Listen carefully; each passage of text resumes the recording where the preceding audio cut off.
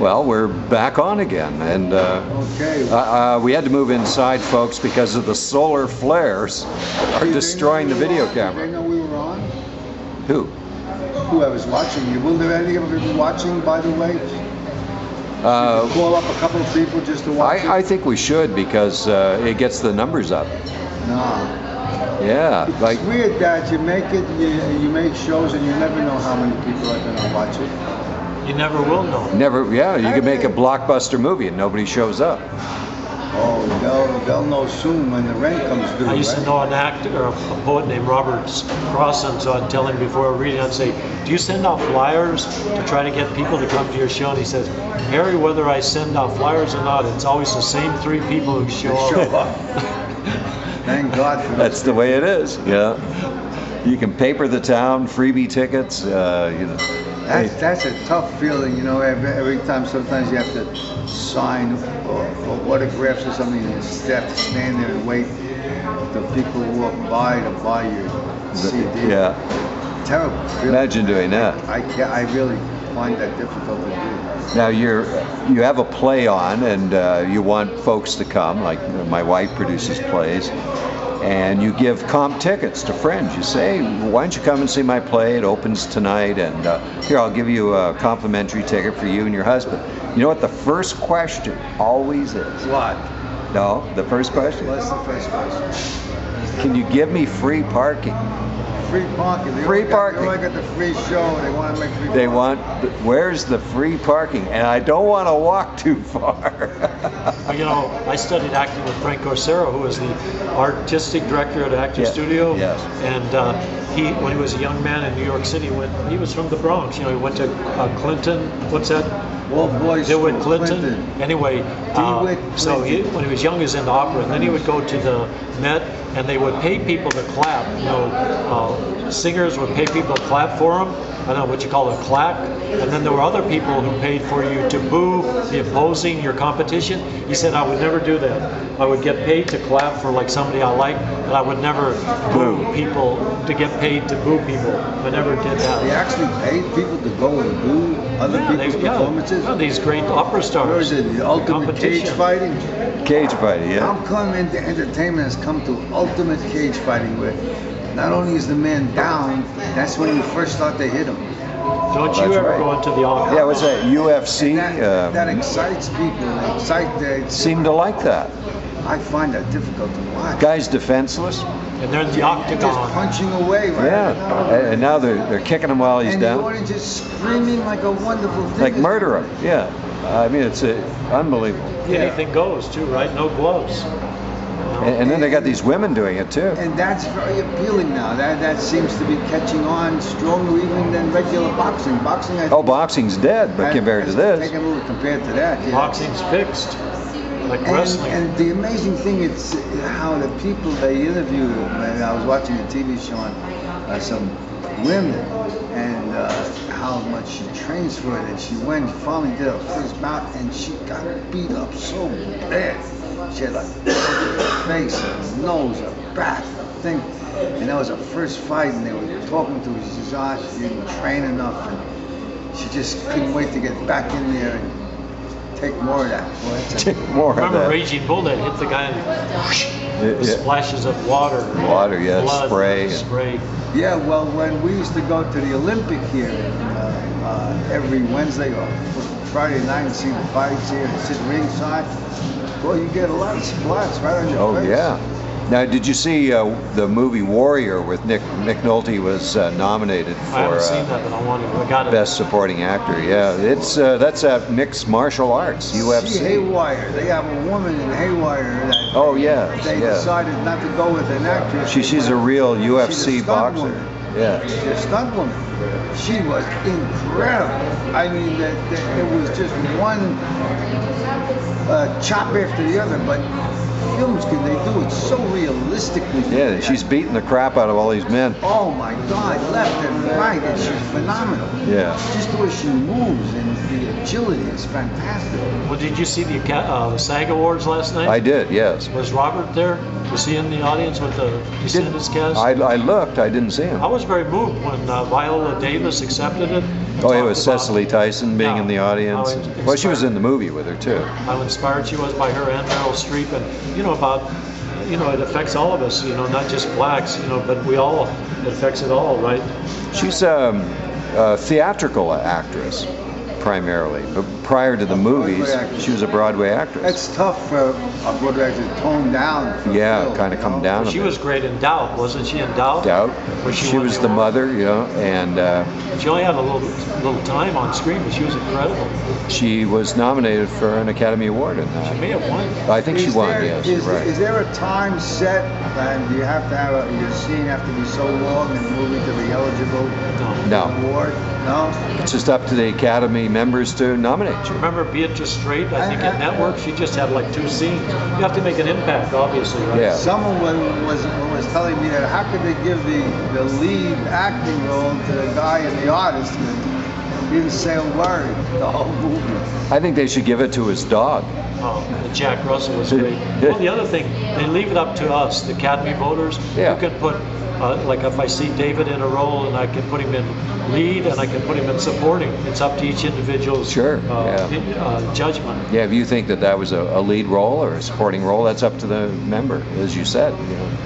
And well, you can't consider 1 or 2 lines a lead role, can you? You can do it. You can vote whatever you want. It's up to each individual. That doesn't mean it's right, but you can do it. It's up to each individual. Yeah, it probably won't work because I don't think anybody will agree with you, so your vote won't be counted. But boy, they sure hold the attention of the society. One guy said, and I thought it was a great idea, they should put all the awards together and you should show like Golden Globes one night, the next night you show the SAG Awards, the next night you show and finally you end up with the Academy Awards Week, they could call it. Yeah. You do it all in a week. Yeah. I like the Academy Awards. I like the Cannes Film Festival. I like the Pulitzer and the Nobel. I don't care about the other awards. That's just me, but I say, pay attention to them. Well, I guess if you'd won a SAG Award, you'd care about it, but the thing is, sometimes like the Golden Globes and SAG, these TV things, I never watched television series, so I don't even know who these people are. Oh, these series? No, I have no clue. Only the movies. It's not actually for you as an actor. It's for the producer. The street. See the movies. Well, the television is more like general standards and safe conduct for the people to watch it all. It's family, right? It's in family people too. I used to like my movies because as a kid in the Bronx, we had a movie where that was like 2 blocks from my house. Just walk into a local movie, and right across the street was a local candy store. And we all eat poly seeds, which are little nuts, Mm-hmm. And when they walk out after the movie, you crash all the floor. All the bits and pieces. Yeah. Finally, they banned poly seeds. No poly seeds.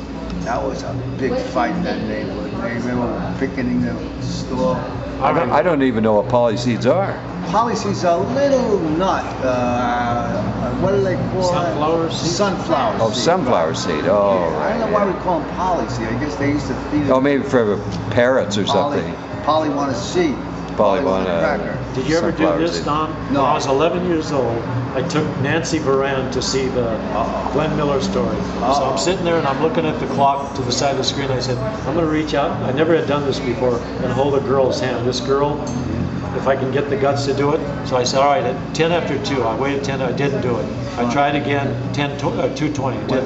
And finally, were you watching the movie? I'm watching the movie and the clock. And finally, when The Stringer of Pearls by Glenn Miller, I reached over and I held her hand. It was the first time I held a girl's hand in a movie theater. I'll never forget. Was it exciting? String of Pearls. Very exciting. Yeah, right? very well. And the String of Pearls playing. So that's a memory, right? How music is hooked up with emotions. Yes. You remember the first time you kissed a girl or made love to a girl. What was the girl's name? Nancy Varand.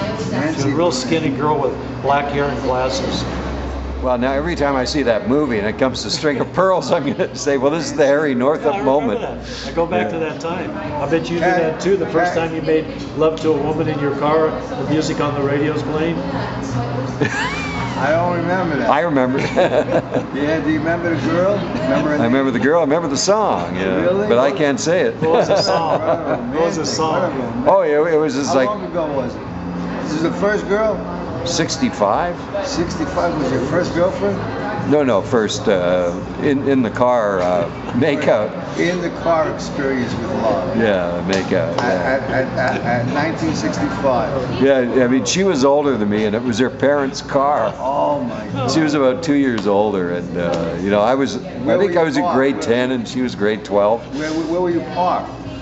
Actually, not far from my house. Not far from your house. Yeah. Did you ever make love to a woman in a Tbird in the passenger side? Yeah, I had a Tbird. There's no. I had 2 Tbirds. Well, you know, my little town, 8,000 population, David, in the mid-50s, there were 11 Tbirds.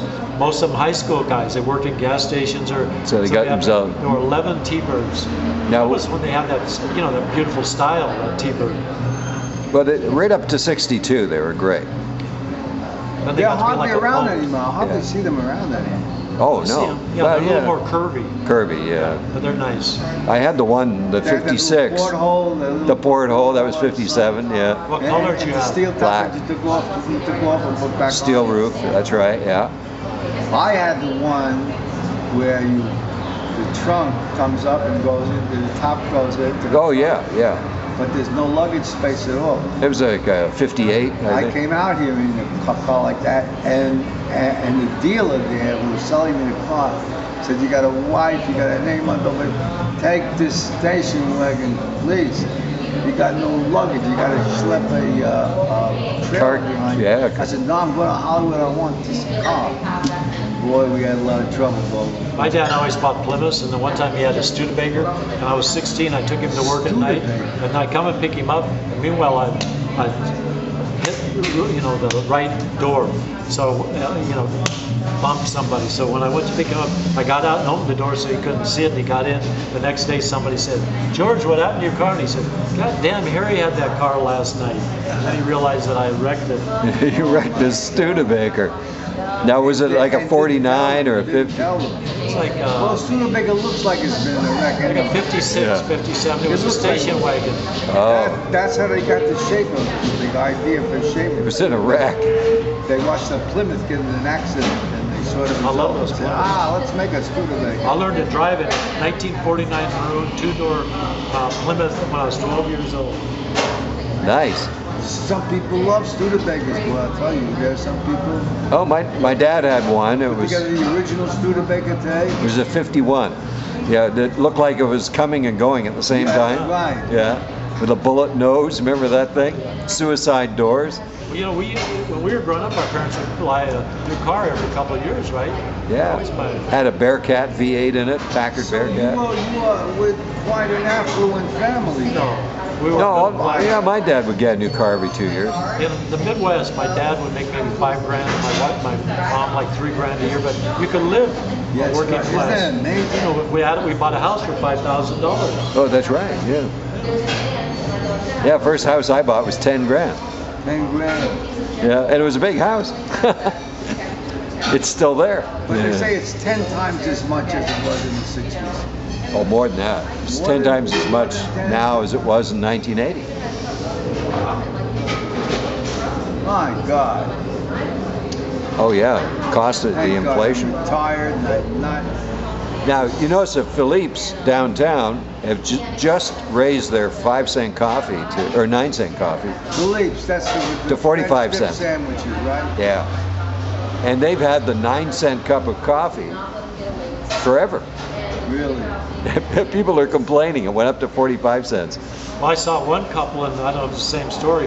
They take the bus all the way from San Pedro once a week, and they sit at Philippe's and eat their sandwich, drink a cup of coffee. You could take the bus from Philippe's to San Pedro? Oh, yeah. Oh, that's right. Yeah, I read that article. They. That must be a great bus ride, my God. Yeah, 2.5 hours, I think. You know when I like to take the bus? Like in the hot summertime, sometimes from Mariposa, take the bus to the beach, for the air conditioning. It's kind of Yeah, that's right. Yeah, free air conditioning comes with. Does it go straight out to the beach? Santa Monica Boulevard goes all the way to Santa Monica. Goes right down to the ocean. Right down to the ocean. Absolutely. Avenue. Well, Ocean Boulevard. You're on the Palisades. If you kept going, you go right over the Palisade into the take drink. You right, the Wilshire take you right down to the statue of St. Monica. Where is that? Right at the foot of Wilshire. You know, St. Monica was named after St. Monica. Good old Monica. I always thought she was named after one of the waitresses in the Silver Spoon. Zookies. Zookies, yeah. Well, what's our word of the day, guys? Oracle. Oracle. Oracle. I like It's oracle. a noun. It could be the man who delivers a message, or it could be the message. Or the message itself, oracle. Okay, with that, we'll say goodbye, everybody, and Bye. come and tune in to Times 3 again on YouTube, and go to our website. Our blog is times3.blogspot.com. Bye.